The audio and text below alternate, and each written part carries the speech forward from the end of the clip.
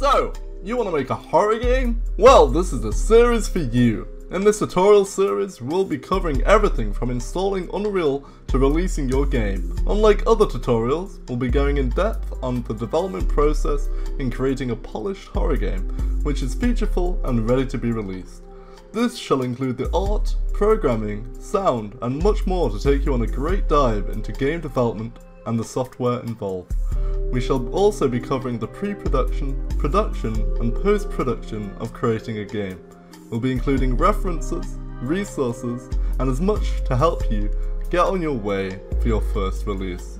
This series shall also cover everything and more to get your game to where you want it, including tutorials tailored to your own needs.